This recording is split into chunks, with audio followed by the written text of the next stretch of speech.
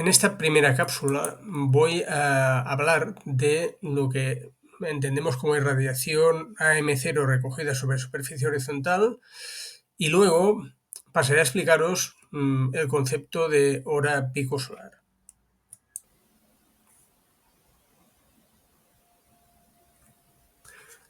Muy bien, pues vamos a calcular la expresión para la irradiación extraterrestre o AM0. Recordad, AM0 quiere decir masa de aire cero, por lo tanto es que estamos fuera de la atmósfera o nos imaginamos un planeta Tierra sin ella, en vacío. Bien, recordemos que la fórmula para calcular la irradiación, que la denominaremos con la letra H, es igual a la integral entre 0 y 24 horas, hablamos de un margen de un día, de la irradiancia perpendicular a los rayos del Sol multiplicada por el coseno del ángulo de incidencia. Y esto integrado respecto al tiempo. Bien, el ángulo de incidencia, recordemos un poco las coordenadas horizontales definidas en la diapositiva 11, es el producto escalar del vector normal a la superficie de módulo 1 multiplicado por el vector normalizado del Sol, el vector que une, o sea, que se describe sobre la línea que une los rayos del Sol y la superficie de captación. Podríamos hacer este producto escalar basándonos en las coordenadas, pero también, dado que tenemos una superficie horizontal, es fácil ver en el gráfico que el coseno de tau, el coseno del ángulo de incidencia, es idéntico al coseno del ángulo cenital del Sol, ¿vale? Y es coseno del ángulo cenital del Sol. O lo que es lo mismo, el coseno de tau también es igual al seno del ángulo de elevación del Sol. Por supuesto que son complementarios. Bien, de acuerdo con esto, tenemos que la integral que define la irradiación es igual a 0,24 horas 1367, que es la irradiancia que tenemos en AM0, donde justo a la entrada, justo en la superficie de la Tierra, si no hubiera atmósfera, multiplicado por el seno de H. Y esto respecto del tiempo. Bien. Vamos a poner vamos a simbolizar mediante dibujos los límites de integración, puesto que el Sol no está luciendo todo el día. Tiene una hora de salida y una hora de puesta. Vamos a definir una hora de salida, pues el Sol sobre un horizonte que se eleva, va elevándose. Y aquí una hora de puesta, que es cuando el Sol ya está sobre el horizonte y va bajando, ¿no? Sigue bajando. 1367 vatios metro cuadrado por el seno de H. Entonces aquí hay que recordar lo que es el seno de H. El seno de H está definido en la diapositiva número 19, está definido como el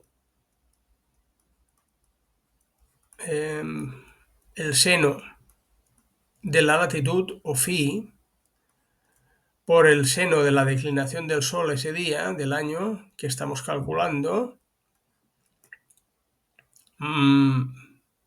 más el coseno de la latitud por el coseno de la declinación y por el coseno del ángulo horario, coseno de omega. Y esto respecto del tiempo.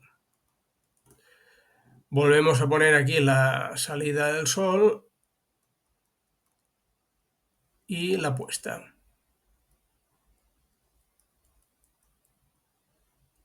Bien, Recordemos, ya lo habíamos hecho antes, que se puede utilizar en vez del tiempo una integración respecto del ángulo horario, puesto que ambos están relacionados. Recordemos, el ángulo horario es aquel resultado de restar el tiempo solar, la hora solar, menos 12 multiplicado por 15,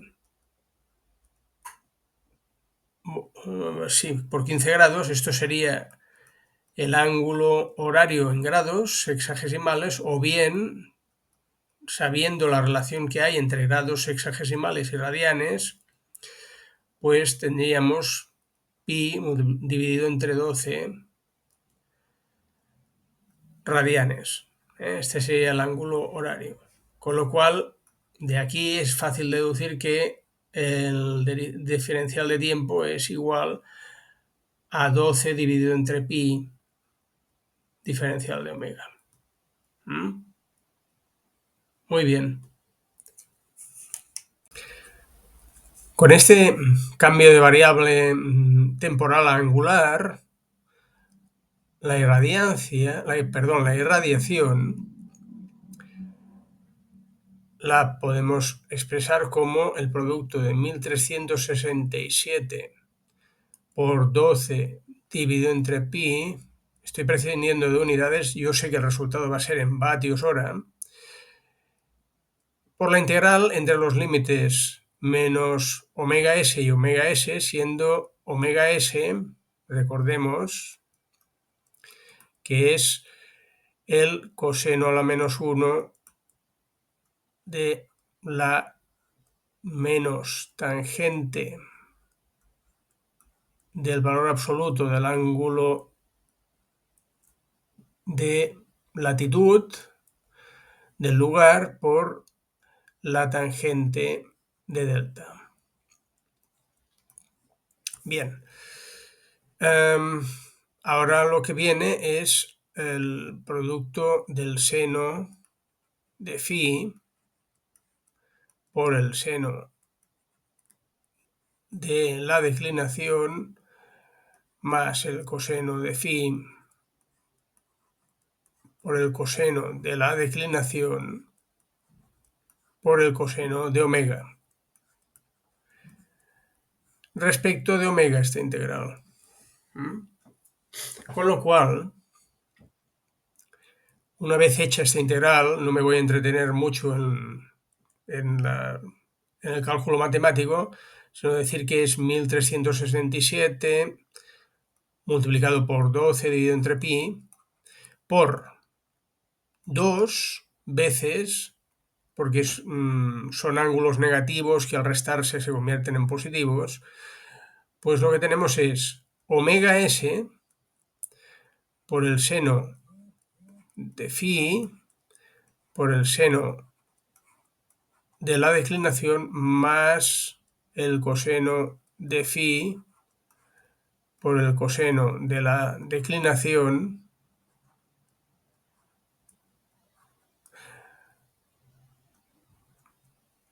por el seno de omega s. Seno de omega s. Bien, hay que decir que esta omega s que aparece multiplicando, o sea, no aparece como argumento de una función trigonométrica, se tiene que expresar en radianes. Nunca lo expreséis en grados sexagesimales. Siempre se trabaja en radianes con las integrales.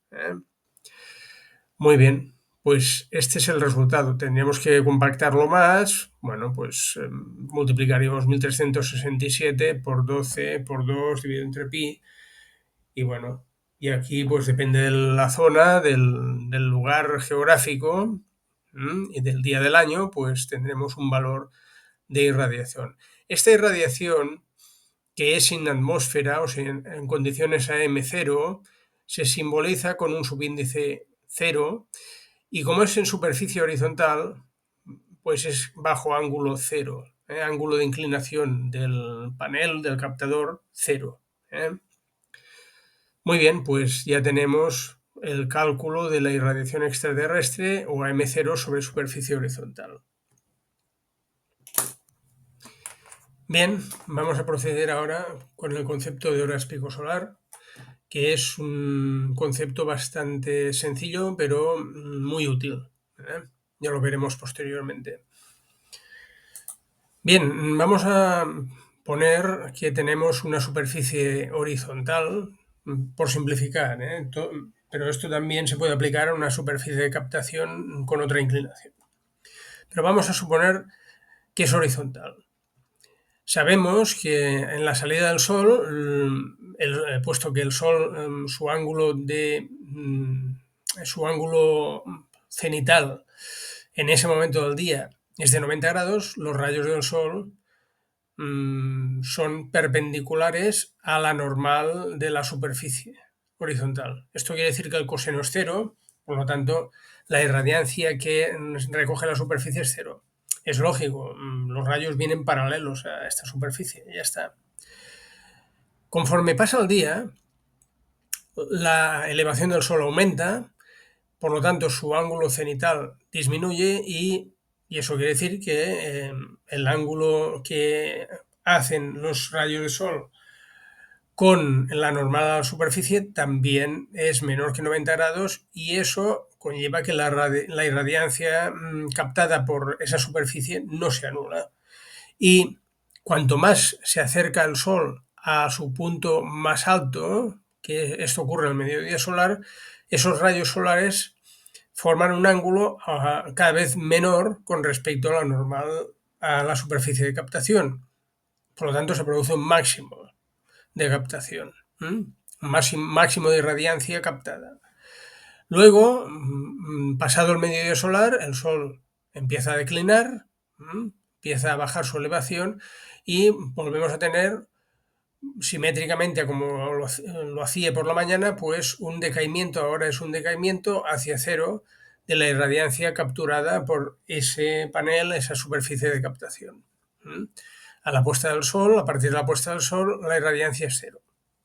¿De acuerdo? O sea, tenemos una forma más o menos acampanada del perfil de irradiancia. Bien, dado que la irradiación es la integral de esta irradiancia respecto al tiempo, pues ya podemos ver que el área subtendida por esta campana, por este perfil de irradiancia, es la irradiación. Esto es la irradiación. ¿De acuerdo? Bien, hay un concepto, ese concepto de hora pico solar, que simplifica la forma de la campana y la deja como un rectángulo. ¿De acuerdo? O sea, que lo que se hace para definir este concepto es suponer que la irradiancia, su perfil, corresponde a un rectángulo de altura 1000 vatios metro cuadrado. 1000 vatios metro cuadrado. ¿Por qué 1000 vatios por metro cuadrado? Lo veremos cuando hablemos de la radiación dentro de la atmósfera de la Tierra. Ahora quedémonos con estos 1000 vatios, que además, aparte de ello, es una cantidad muy fácil de recordar. 1000 vatios metro cuadrado o 1 kilovatio metro cuadrado. Bien, este es el máximo. Y supongamos que el Sol, estuviéramos en un planeta en que el Sol salía y se ponía binariamente, o sea, hasta la hora de la salida marcaría irradiancia cero y en su hora de salida se dispararía su irradiancia hasta el valor máximo, se mantendría en ese valor hasta la puesta del Sol. Eso es una forma de irradiancia, un perfil de tipo binario, ¿de acuerdo? Con dos valores, 0 o 1000. Bien, pues la longitud de la base de este rectángulo se denomina horas pico solar. Y para calcular estas horas pico solar, que es el concepto, pues a las horas pico solar, digamos que es la duración de este día binario, para calcular estas horas pico solar lo que se hace es hacer coincidir el área del rectángulo con el área de la irradiancia real. el área de la campana. ¿Esto no nos salva entonces de la integración? No, pero es que resulta que la irradiancia y la irradiación también se calculan, o sea, nos vienen dadas la mayoría de las veces o casi siempre, las consultamos en tablas o bien en aplicaciones de Internet que ya existen, en bases de datos que las puedes acceder vía Internet.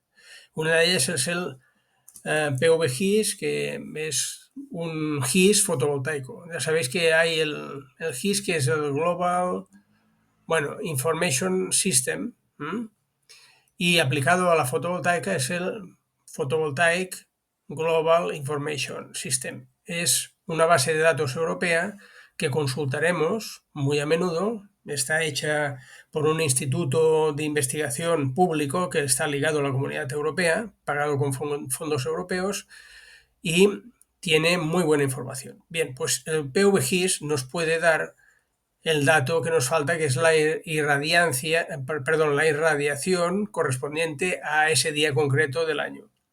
Entonces solo hace falta pensar que el área del rectángulo no es ni más ni menos que el producto de las horas pico solar por 1000 vatios metro cuadrado, ¿eh? Y esto es la irradiación correspondiente a ese día, ¿eh? Esto quiere decir que las horas pico solar sencillamente las calcularemos como H dividido entre 1000 y serán horas.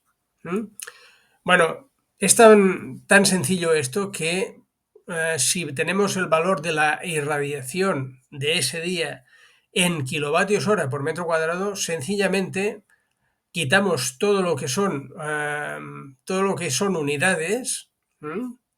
Y nos quedamos con la cantidad especificada, ¿eh? En esa cifra, en esos kilovatios hora metro cuadrado, que después habríamos dividido por 1000. O sea, no hace falta hacer la división porque ya nos vendrá dado aquí el número de horas pico solar, ¿eh?